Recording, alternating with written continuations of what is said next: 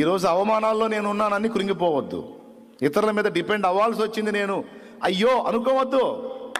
అనేక మంది నీ మీద డిపెండ్ అయ్యేటట్టు చేసే రోజు ఒక రోజు ఉంది దేవుడు. ఎస్ ఖచ్చితంగా చేస్తాడు. అనేక మంది నీ ద్వారా బ్రతికేటట్టు దేవుడు చేస్తాడు. ఆ భవిష్యత్తు నా దేవుడు అలాంటి భవిష్యత్తు ఇచ్చాడు అని నువ్వు విశ్వసించు. సాతాను అంటాడు అట్లేమి లేదు, ఇప్పుడే ఎంత దరిద్రంగా ఉంది, భవిష్యత్తు ఇంకా దరిద్రంగా ఉంటుంది అంటాడు. నువ్వెవడరా చెప్పడానికి? నువ్వేమన్నా నన్ను సృష్టించిన సృష్టికర్తవా? నా భవిష్యత్తు అలా ఉంటుంది, ఎలా ఉంటుంది, భీకరంగా ఉంటుంది, వికృతంగా ఉంటుందని చెప్పడానికి తూకోనరే ఏమనాలా? నువ్వెవర్రా? నా లైఫ్ నిర్మించిన వాడు దేవుడు, నా జీవితాన్నే. కాబట్టి నా దేవుడు నా కోసం యోచించిన ఆలోచనలన్నీ రేపటిని గూర్చి మేలుకరమే కానీ కీడుకరం కాదు.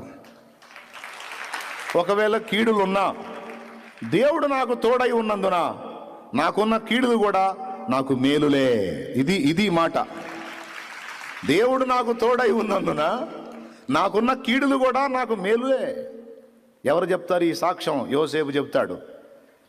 ఏమంటే యెహోవా యోసేపునకు తోడై ఉండెను, అతని అన్నలు అతన్ని గుంటలో పడవేసిరి. ఇదేందండి? తోడై ఉంటే గుంటలో వేయకూడదు, సింహాసనం ఎక్కించాలా? ఇదేంది? తోడై ఉన్నాడు, నేనేమో గుంటలో పడ్డాడు. యెహోవా యోసేపునకు తోడై ఉండెను, అతని అన్నలు అతన్ని 20 తులాల వెండికి అమ్మి వేసిరి. యెహోవా యోసేపునకు తోడై ఉండెను, అతడు ఐగుప్తు దేశంలో బానిసగా అమ్మబడెను. యెహోవా యోసేపునకు తోడై ఉండెను, పోతిఫెరో భార్య అతనిని అవమానపరచెను. యెహోవా యోసేపునకు తోడై ఉండెను, యోసేపేమో జైల్లో పడెను. ఏంది ఇది? దేవుడు తోడై ఉండెను, ఆయనేమో గుంటలో పడెను. దేవుడు తోడై ఉంటే గుంటలో పడకూడదు కదండి.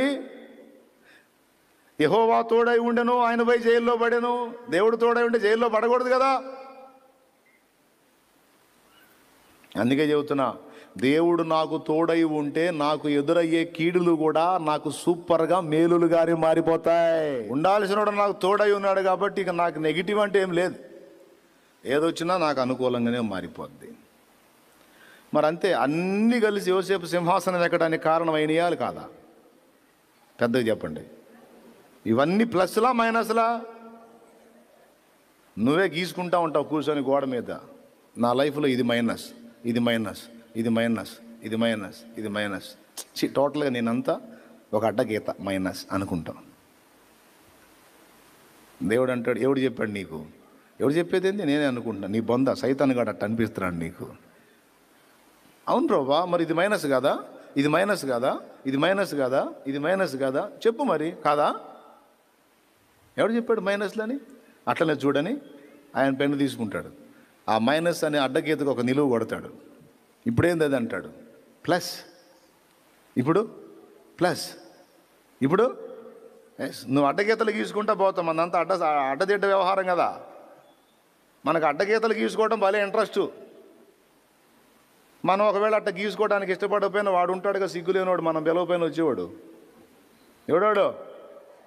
ఆడొచ్చి చేరతాడు. చేరి అన్ని అడ్డగీతలు చూపించి నీ బతుకంతా అడ్డగీతలే పో అంటాడు. అప్పుడు నువ్వేమంటావు? నిజమే సాతానా, మనకేందో వాడి మాట భలే మజాగా ఉంటుంది. ఎవరి మాట? దేవుడు మొత్తుకొని చెబుతాను ఎక్కదో. చేద్దాం, శరీరంలో ఉన్న నైజం వాడికి సపోర్ట్ చేసేది. మరి అడ్డగీతలే కరెక్ట్ అంటావు నువ్వు. దేవుడు అంటాడు మొహం పగిలిపోద్ది. ఎవడు చెప్పాడు అడ్డగీతలు కరెక్ట్? ఇదిగో నేనున్నా. నీ దీపమును వెలిగించేవాడిని నేను. నువ్వు చీకటి అనుకుంటున్న దాన్ని కూడా నీకు వెలుగుగా మార్చగలను.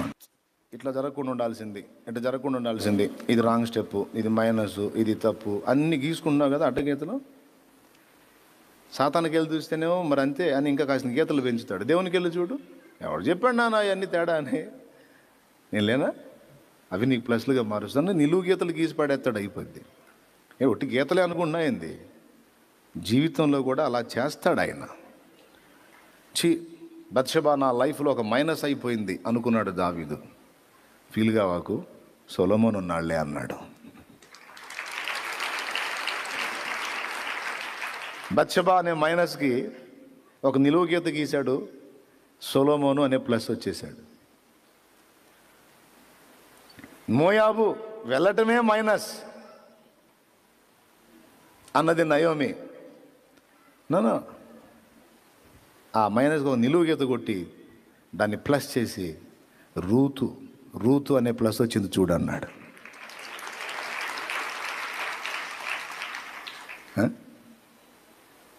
దెలీలా దగ్గరికి పోయిన ఆమె నమ్మటమే నా మైనస్ అన్నాడు శాంసన్.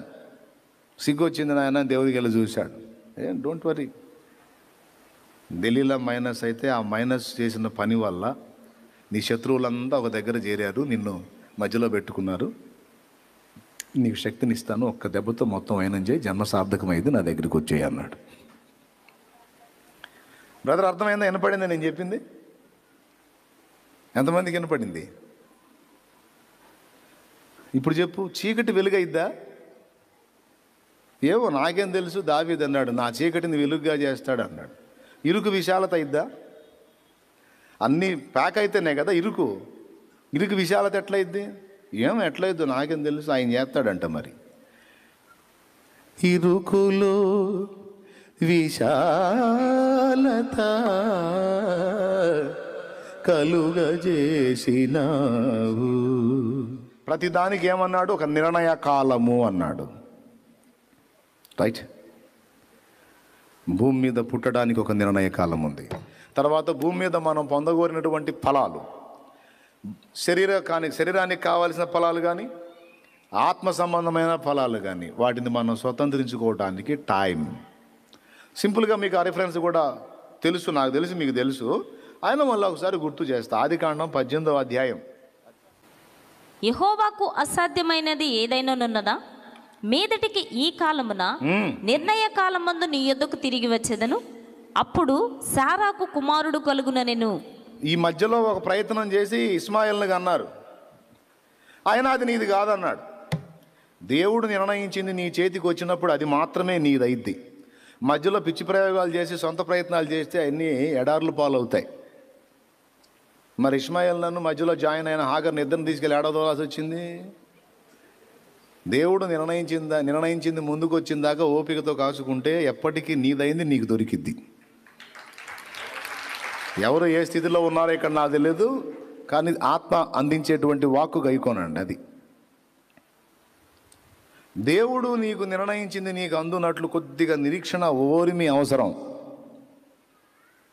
అది రేపే నీకు లభించవచ్చు, ఓ వారం పట్టవచ్చు, ఇంకా శ్రేష్టమైనది అయితే 1 సంవత్సరం కూడా పట్టవచ్చు. అయినా ఓరిమితో నిరీక్షించాల్సిందే. ఇప్పుడు నేను చెప్పా కదా, ఈ రోజు మొత్తం నిజంగా అవును ఏంది అసలు నేను ఆందోళన పడుతున్నాను, ఏంది సంవత్సరం అయితే మాత్రం ఏంది దేవుడు ఇస్తాడు అని ఈ పూటకు అనుకుంటావు. మళ్ళీ రేపు ఎప్పుడు కాలు ఇట్టిట్టే మళ్ళీ ఇక రేపు నెత్తిన వేసుకుని ఏంటిది. దయచేసి ఆ దరిద్రాన్ని రానీకండి. ఈ అంశాన్ని గుర్తుపెట్టుకోండి.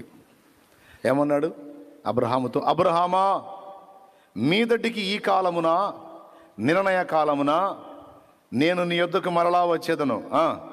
అప్పుడు శారాకు కుమారుడు కలుగుననెను. అక్కడ ఏమన్నాడంటే మీదటికి ఈ కాలమున నిర్ణయ కాలమున.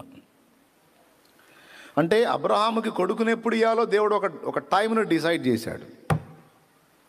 ఆ టైంలోనే ఆ కొడుకు పుడతాడు. నువ్వు అనవసరంగా హడావుడి చేస్తే వేస్ట్ సరుకు తయారయ్యిద్ది, అది తలనొప్పి అయ్యిద్ది. అనవసరంగా ఆవేశపడవాకు.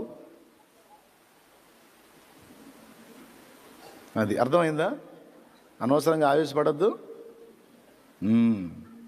దేవునికి మహిమ. హల్లెలూయా. ప్రశాంతంగా ఉండు. నీకెళ్ళే చూస్తున్నానయ్యా, కార్యం చేస్తాడు ఆయన. దేవునికి మహిమ.